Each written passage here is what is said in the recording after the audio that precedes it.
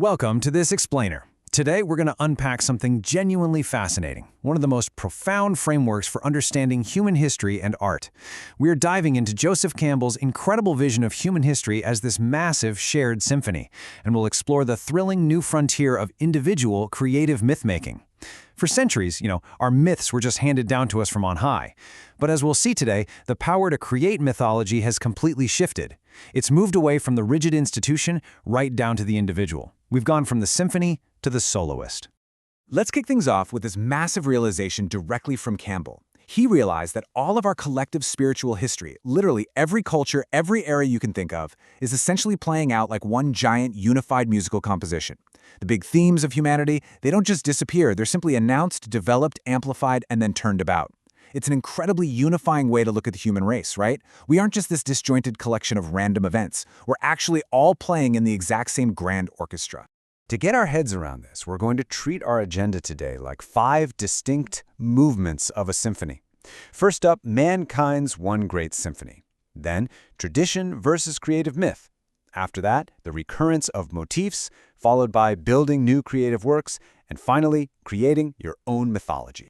Okay, movement 1, mankind's one great symphony. Let's zoom way out and take a macro look at human history.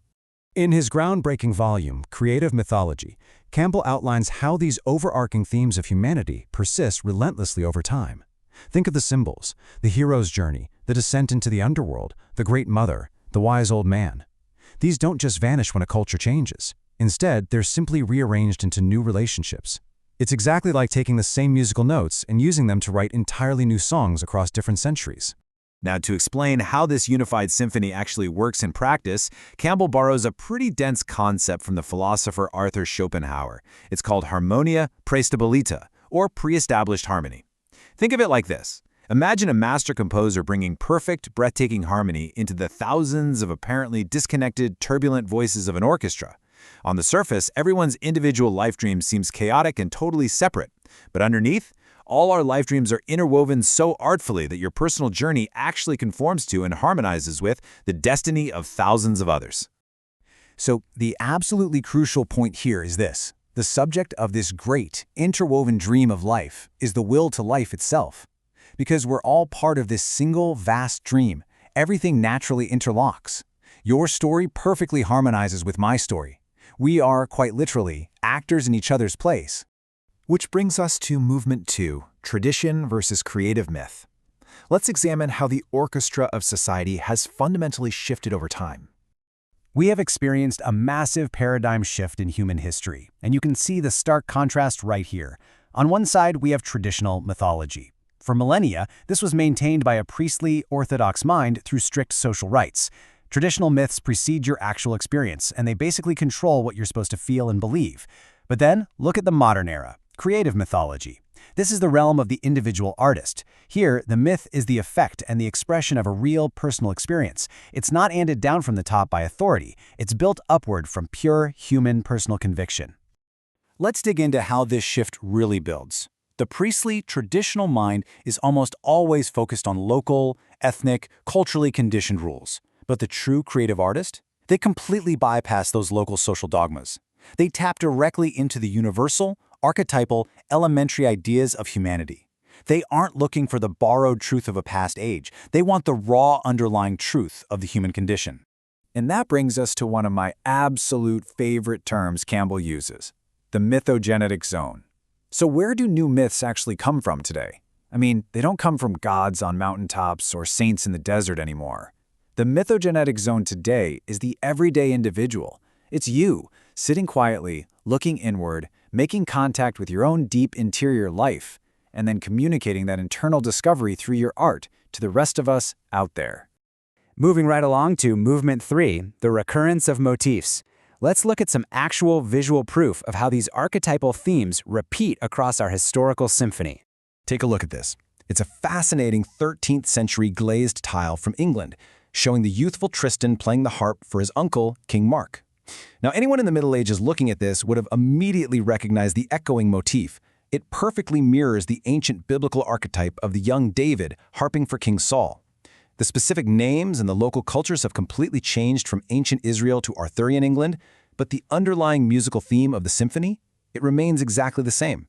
And what exactly is that underlying motif? Well, the earthly ruler, who is merely the ruler of the passing day, completely out of touch with his own true nature, is inevitably displaced by the young artist, the revealer of concealed harmony.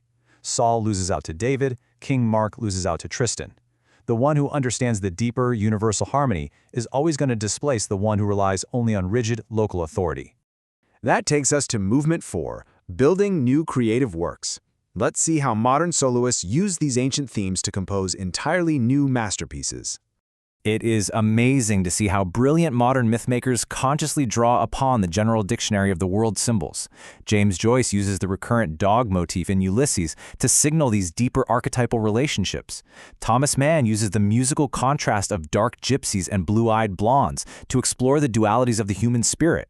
And Richard Wagner, even though he intensely studied the old romances and the philosophy of Schopenhauer, ultimately followed no one but his own inward inspiration. They take the ancient treasury of symbols and they render their own unique, utterly unpredictable messages. And honestly, James Joyce is a perfect example of this. In Finnegan's Wake, his main character's initials are HCE, which literally stands for Here Comes Everybody. Joyce is proving Campbell's exact point here. The universal macrocosm lives within every single individual microcosm. The story of one extremely specific person in Dublin is actually the story of every human being who has ever lived. We all contain the entire symphony inside of us. But quick reality check for the modern creator. While artists do pull from this deep inward inspiration, they can't just speak in total gibberish. For a symbol to actually function as living myth, the code has to be understood by both the sender and the receiver. You have to use the shared codes of the outside world, sight, sound, rhythm, words, colors, to translate your inner revelation so that others can actually recognize it and respond to it. Finally, Movement 5, Creating Your Own Mythology. Let's translate all of Campbell's grand theories into actionable steps for your very own creative journey. Campbell lays out what he calls the biological progress of a creator. You can think of this as your personal hero's journey. Step 1 is engagement. Early on, you must actually commit to and learn the rules, the language, and the modes of your local culture. You kind of have to learn how to play the instrument first, right?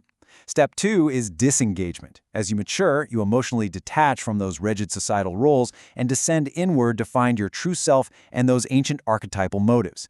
And step 3 is communication. You return to the world, using the shared signs and rhythms you learned in step 1 to broadcast your new inward vision to the rest of us. So here is the absolute biggest takeaway I want you to get from this explainer. You do not need divine authority or an orthodox priesthood to create. Your own human, worldly convictions derive directly from your own unique experiences. If they are communicated with depth and import, have the force of living myth.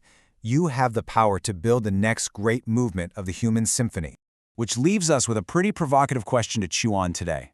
What ancient, universal motifs are currently playing out in your own life symphony?